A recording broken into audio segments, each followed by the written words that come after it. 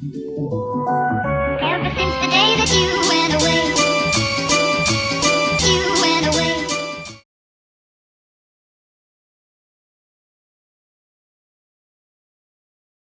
Hi guys, if you're new here, my name is Andra. I make mostly commentary, sometimes lifestyle videos. Recently I've made a video reviewing a book by actress Lily Reinhardt. The book is called Swimming Lessons.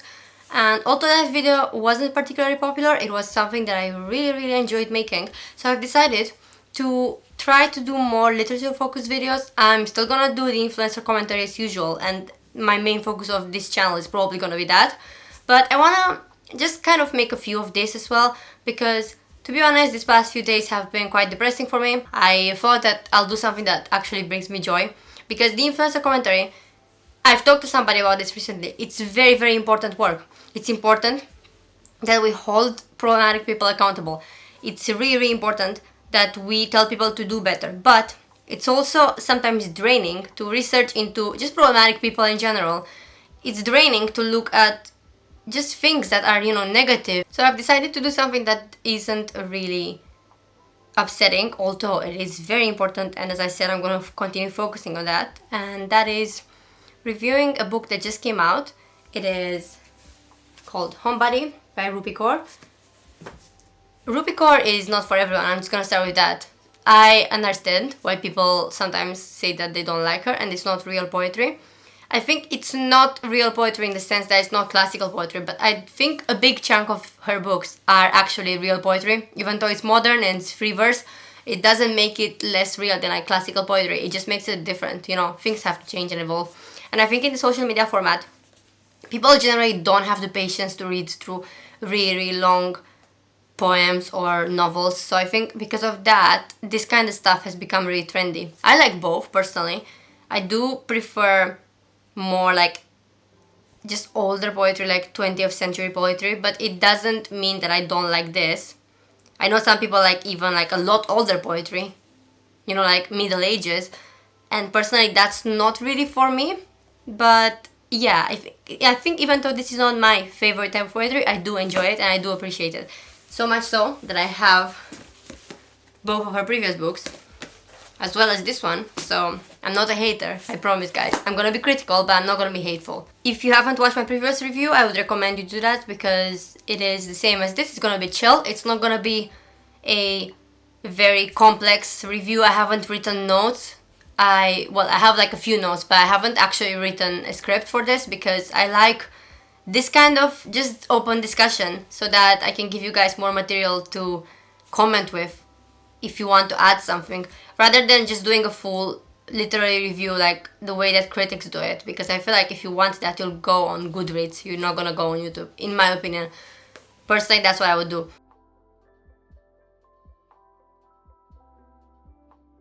First off, I want to say that if you do not like her other books and if you've read them, this one is not going to be for you, because that is one of the things that really upset me, is that I feel that her writing has not improved at all. I feel like it's the same. So if I had to rank them, the first one, Milk and Honey, would be the best, because it was the first time of, me reading that kind of free verse poetry. So I felt more, not like necessarily impressed, but you know what I mean, like it had a novelty factor in it. But the same thing in three different books is like a bit like stale, I would say. So if you don't like that kind of stuff, don't go for this book, because it's not much different than her previous writings. And although it explores more relevant issues, and that made me wonder when she wrote the book, because she's exploring like stuff like violent revolution and racial discrimination and stuff. And I'm not saying these things have not been a thing since forever. Like I'm a minority as well. I'm not gonna be like, oh no, racism never existed before George Floyd. Like no, it was a thing. But I think now it's more, it sounds horrible to say, but it's trendier to talk about these things. And as somebody who's been active in just activism and talking about minorities since around 2017, 2018, I can definitely see a shift in people who haven't talked about it up till now. They started to repost my Instagram stories about this, which I've been posting since forever, and they ignored them at the start, but now they like started to repost. Like I can see a shift in the way the world is thinking about this kind of issues. So that made me wonder, when she wrote this, was she like really ahead of her time? Ahead of her time by a few months, you know what I mean? Or like, is it just a coincidence, or did she write this right when the protests were happening? to add it to the end of the book because it's only the end chapter which contains this kind of content.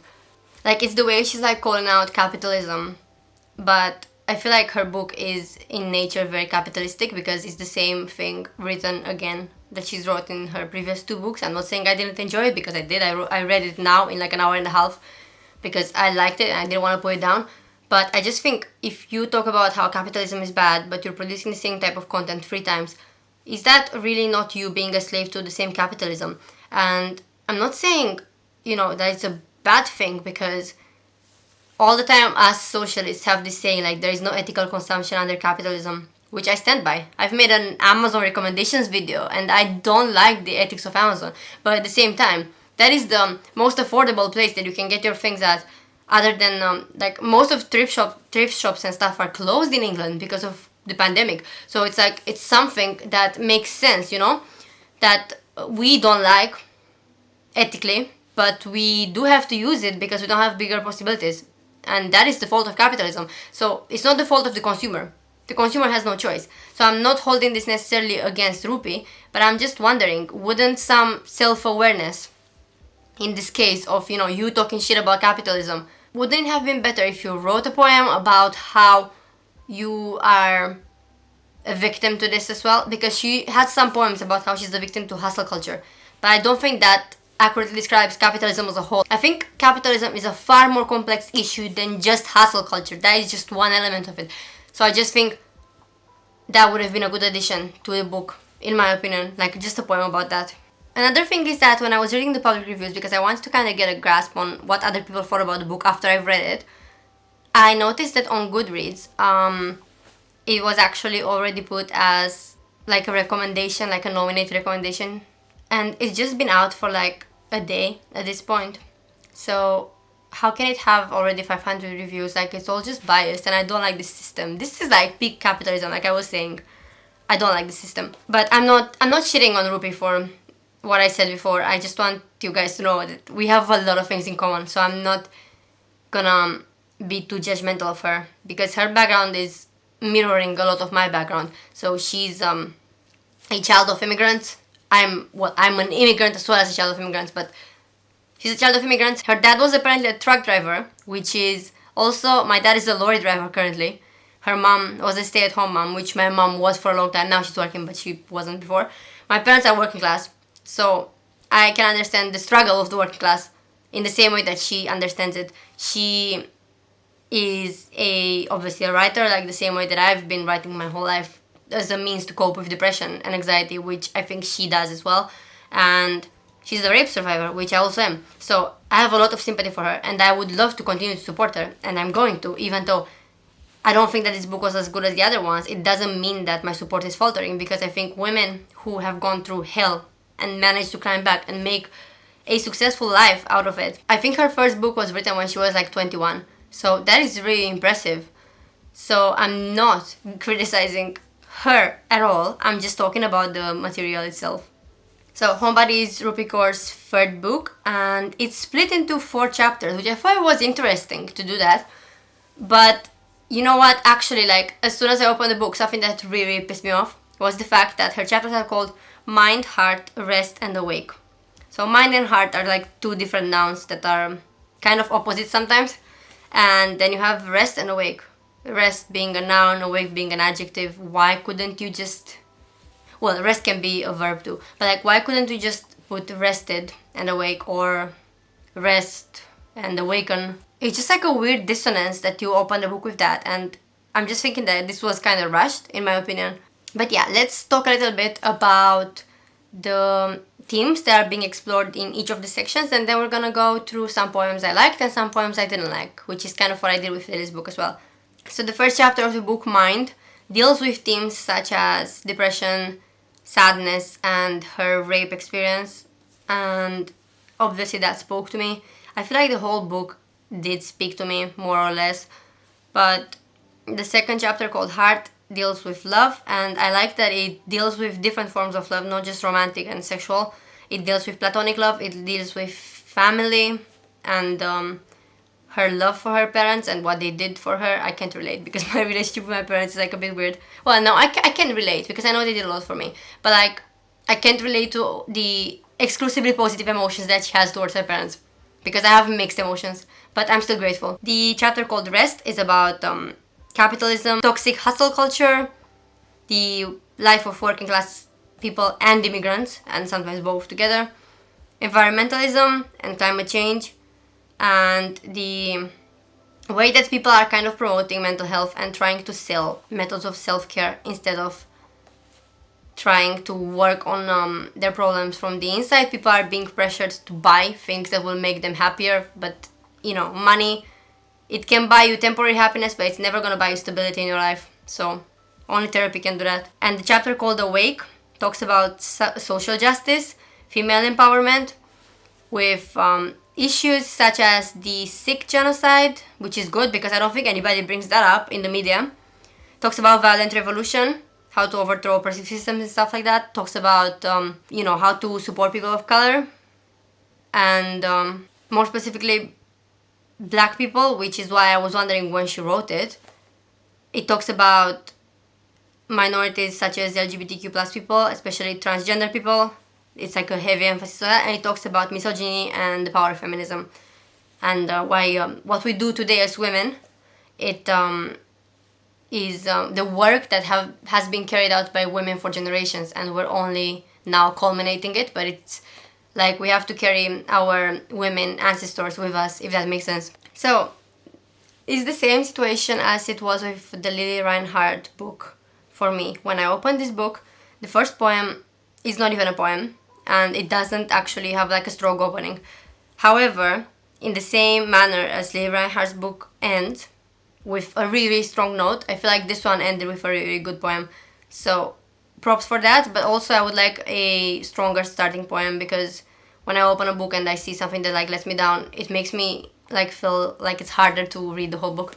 So the poem is I'm in the darkest room of my life. Well, poem, it's not even, it's just like a tweet again. The same situation we had before. I think short poems can be good, but I think not this short. Or maybe if it's this short, it has to actually have like a really, really deep meaning. Next up we have like a really, really good one. Maybe I walked out of the womb with it. Is it possible to be born with such a melancholy spirit? Maybe it met me at the airport, slid into my passport and remained with me long after we landed in a country that did not want us. Maybe it was on my father's face when he met us in baggage claim and I had no idea who he was. Maybe the rapist left it behind. Or was it the criminal I called a boyfriend? Maybe he beat it into me. Maybe I met the one and lost him. Maybe it was the love of my life's parting gift, or maybe it was all of those things at once, where the depression came from.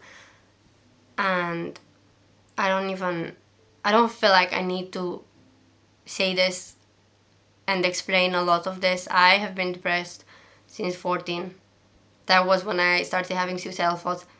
I had a few vague suicidal thoughts when I was even younger than that, but the first time that I had conscious suicidal thoughts was at 14.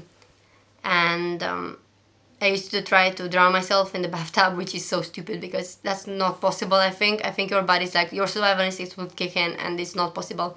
But I used to like make like small attempts at it. And I was in an abusive relationship. I was raped. So I think Rupi was molested as a child. So situations are slightly different, but it's still just as painful. And I have many times in my life wondered, have I always been depressed? Like, is this always gonna be part of me? Am I ever gonna be happy? And I don't know how to like actually objectively analyze something like this, because it just like spoke to me. And it's a stupid way of saying I like this because it spoke to me, but it did. And a lot of them are like this, quite triggering, such as this one. I'll be quiet when we can say sexual assault and they stop screaming liar. This is self-explanatory, me too. And now on to the vague tweets and statements that are relatable and make sense, but they're not poems. Abuse doesn't just happen in romantic relationships. Abuse can live in friendships too. Like, yeah, so that's not a poem, but yeah, it's true. But I don't like when people mix up like actual poems, even though they're free verse, but they're still poems. They mix them up with this kind of stuff. And I want to say her illustrations, I like them. I know she does them herself, and I appreciate that, but it still doesn't excuse that kind of poem. poem. I walked off stage once the show was over and prayed for the misery to stop eating me alive. I was sick and pretending not to be sick. At least performing kept me moving. Coming home to an empty apartment was worse. Without work, I had nothing to look forward to. I'd sink into the depression for months. Half passed out from the grief, eyes open, mind lost in another dimension. Write the book, they said, get back on the road again. What's taking you so long? Empty. This is kind of what I was saying about like toxic hustle culture and putting your worth into the work you do and into the monetary value you bring, and not putting the worth in the person that you are. With the pandemic, I feel like a lot of us have confronted something like this, and it's sad that the world has taught us to be mindless machines who only produce and produce and produce, but we don't actually feel emotions and we don't live experiences. So as you can tell, I'm a socialist, so my opinion on this is obviously going to be biased already with what I know and my preconceived notions, which are well informed, don't worry. My parents both grew up in communism, so I'm not talking out of my ass. But I just think with the pandemic, this is exposing the problems of a system that forces people to think of themselves as commodities and not as people. We need to kind of unlearn this whole process of, going from one type of work to the other, because I know so many people who, when they are not working, they are working from home. So they're like, I do this. I read emails all the time. And because of that, it still feels like I'm working, but I'm not getting paid for that time. But it's just because I can't switch it off. The workaholic mindset is like something that stays with you, and it's horrible. Working can really, really be addictive. I feel like I've got a very, very addictive personality. And I've never actually been addicted to like any substance, but I've always been mentally addicted to different feelings. And I feel like work and productivity and the feeling like you accomplish something is one of these things that you can get addicted to super easily. And not my worst days, I know what happened to me reminder. I want to say that I really like this because I've said this to myself in the past before, but also this is not long enough to be a poem. I could have done with a few more verses that are in the same format, I am not, whatever.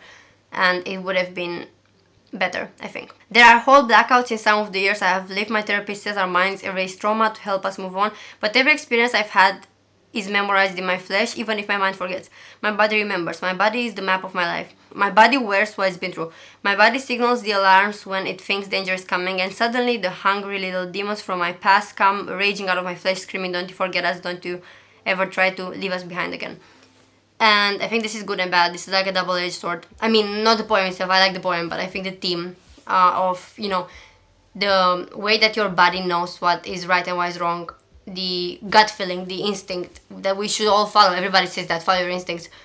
And they can be demons, but they can also be guardian angels because they tell you, protect yourself. This happened to you before. Don't let it happen again. So, I think this is a difficult topic to discuss. What you should do, should you listen to your body or to your mind? Because I feel like a lot of people's bodies are always in survival mode, like especially us, like rape survivors, we're always fighting to be alive and never feeling safe. And I feel like that is why she portrayed those things as demons, but I feel like sometimes they are helping you. I want a parade, I want music, I want confetti, I want a marching band for the ones surviving in silence, I want a standing ovation for every person who wakes up and moves towards the sun when there is a shadow pulling them back on the inside. I feel like this is strangely motivational, even though it's in a part of the book where it was all about her pain. I feel like she kind of shows people the light at the end of the tunnel, and I think it's important for all of us to remember something like this and to remind ourselves something like this in times that are so uncertain that we never know when it's gonna end.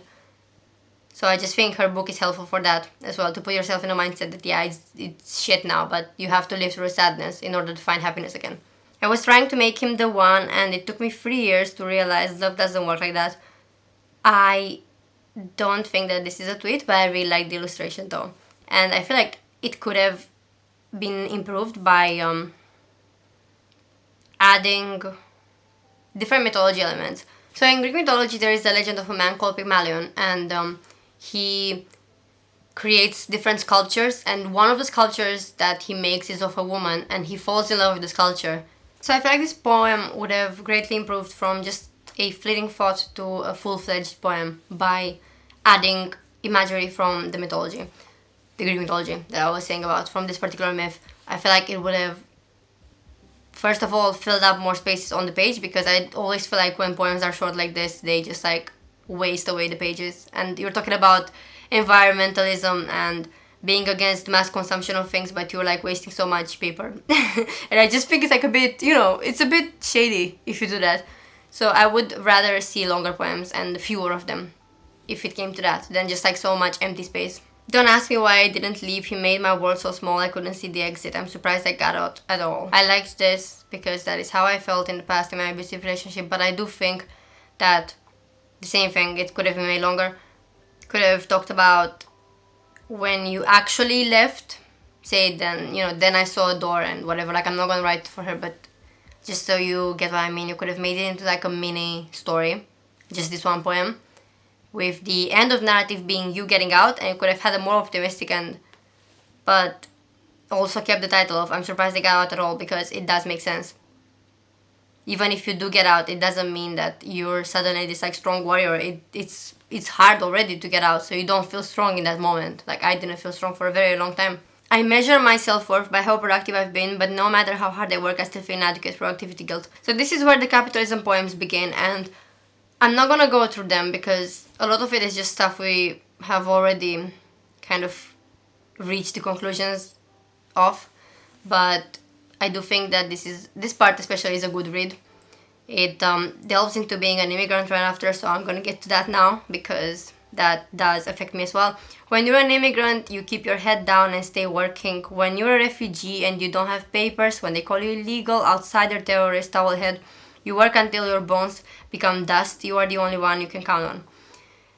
And I felt this since I moved to England. Obviously, I've not been called terrorist or anything like that, because that is not the sad stereotype associated with my people, with a different group of people who don't deserve this. But for us, it's thieves, criminals. That's been said to me many times, this slur, even though I'm not of Roma descent, as far as I know. These are the slurs associated with Romanians in general, and I do feel the same as her. I never felt accepted, even by my friends who are not Romanian and who live here and who've never been discriminatory towards my people. I still never felt like I could be 100% myself with these people. And that is not their fault that I never felt comfortable. I just think you can never be 100% comfortable with somebody who's not been raised in the same cultural background as you have. That is just something that I believe. I think diversity is good. I think being exposed to multiple cultures is good. I'm not saying that, I'm against that and I think everybody should stay with their own, because I'm an immigrant. Why would I say that? But I just think that when you're in your own community, you feel most comfortable because it's what you've known your whole life. And about the other thing with the immigrant workers keeping their heads down and continuing to work, that is something that we've had to do since the beginning of time. And all of us immigrants from the East, and I'm including Eastern Europe where I'm from, and everything east to that, Asia, Africa, I'm including them. When we first got to the West, to the Western world, we always had to be working class. We always had to be, I don't want to say slaves because it's not a sensitive notion, even though my people have been slaves, but not through West. But we had to work with immense pressure on us, and we were never accepted the same as other people who, for example, if you move from England to America, you're gonna get a lot more acceptance than me moving from Eastern Europe to England. So we've always been different. We've always been alienated by these people. So I just think it's natural for us to not feel safe with them. Even though we do obviously like them. That's why we come to these countries and for good opportunities. And I just think the whole working class thing is like something that I used to be ashamed of, that both my parents are working class. But I realized, you know what? This is something that I should wear as a badge of honor, because people like my parents, working class people, are the ones who build countries. Without them, you don't have the foundations of a house. Without them, you don't have basic necessities. The rich people who are on top, they didn't actually do anything themselves, and without workers, they won't be able to. But workers can build anything by themselves if they all come together. Trust me, you don't need a brilliant mind to build a house. This is something that people can figure out without someone like Bezos or someone who's on top. And I just think we should start wearing the working class badge with pride instead of shame. So I do like that she is talking about this now, because she's successful, but she's still acknowledging her background. She didn't forget where she came from, and I love that for her. We've ruined our only home for convenience and profit, neither of which will be useful once the earth can breathe. And I love the drawing as well that is on this one. I feel like this is such an important issue that I don't understand why people are still debating whether climate change is a thing or not. Obviously it's a thing. We see it every day. And I do not understand how people can be in such denial And when they realize that, it's inevitable, it's gonna be too late to actually prevent the situation from worsening. Being the loudest on Earth's playground doesn't make us any more important than the dirt we crush beneath our feet. We are nothing except air and fire and water and soil. We are a people who forget what we are made of, a people who talk about the weather as if it's mundane and not magic, as if the oceans are not holy water, as if the sky is not a vision, as if the animals are not our siblings, as if nature is not God, and rain is not God's tears, and we are not God's children, and as if God is not the earth itself. As a pagan who strongly believes in Mother Nature, I love this. It reminds me of a song by this pagan band called Omnia. The song is called I Don't Speak Human, and it's written from like an animal's perspective of what humans are doing, destroying the planet, cutting down the trees in the forest, and it's written from a wolf's perspective, and then it's written from a bird's perspective up in the sky. Obviously, with the song's name being I Don't Speak Human, it's about how we don't understand the feelings of the animals because they do have feelings and we share this world with them. My favorite lyric from that is saying 7 billion mutant monkeys won't listen to me, because that is what we are. If you believe in that, obviously most of rational people I think would believe in the theory of evolution in Darwin, but yeah, we're monkeys who mutated, and we have the ability of this kind of complex system of speech and some other things that we are capable of that normal animals are not, but we're still animals. We're the same. And my other favorite part of this song is like the lyric where they say, it's us who are the strangers here and we don't own the land. Because that is true, we came last, so we are visitors. This planet belonged to the animals before it belonged to us. So how can we be so selfish as not to share it with them when they so gracefully shared it with us? The first humans could have probably been so easily wiped out by animals, like lions and tigers. Even today we can be. Obviously we have technology now, we have guns and other things. But just think about it. How easily these animals could have wiped out our entire species before it came to this point. So we should just be grateful that nature nurtured us and allowed us to get to this point. Be it like, whether you're religious or not, I still think you should. Even if you don't believe in Mother Nature, if you're of any Abrahamic religion, that God that you believe in has created nature to nurture you. So that is God's creation, you should respect it. If you're atheist, you should just think about the consequences of climate change and why you should be serious about it. And I think we all have reasons to protect nature, that's what I'm saying, regardless of your background and your beliefs. This is a simple poem that I liked, even though it's short. And I've said that I don't generally like short ones. I thought this is worth noting. Quiet down, I begged my mind. Your overthinking is robbing us of joy. I like the drawing as well. And again, I think this is something that many people can relate to. And then this next one is about a strong woman who's gone through a lot and came out of it as a warrior, which is great. This is how I feel about my whole life experience. It was filled with pain up until now, and it still is kind of filled with pain, but I am continuing to fight, and I know I shouldn't have to. I shouldn't have to be strong, but it's not my choice, it's the external circumstances, unfortunately. So I have to continue. And stuff like this helps me to motivate myself, knowing that other strong women have made it. It means I can make it. I paid in blood to be here. I paid with a childhood littered with bigger monsters than you. I've been beaten into a silence more times than I've been embraced on this earth. You haven't seen what I've seen. My rock bottom went so deep I'm pretty sure it was hell. I spent a decade climbing out of it. My hands blistered, my feet swelled. My mind said I can't take it anymore. I've told my mind you better get yourself together. We came here for joy, and we are going to feel all of it. I've been hunted, killed, and walked back to earth. I snapped the neck of every beast that thought it could. And you want to take my seat. The one I built with the story of my life. Honey, you won't fit. I juggle clowns like you. I pick my teeth with fools like you for fun. I have played and slept and danced with bigger devils. I've read the last part like almost laughing because I think it's funny that it all seemed like really good, but then the ending of it doesn't live up to the start of it. But it was still like good overall. But the clowns, the use of the word clowns and then honey, like passive aggressively, it made me laugh because it does sound like arguments on Twitter. That part, but the rest of it was great. I fell from the mouth of my mother's legs into the palms of this world with God herself raging in me, birth.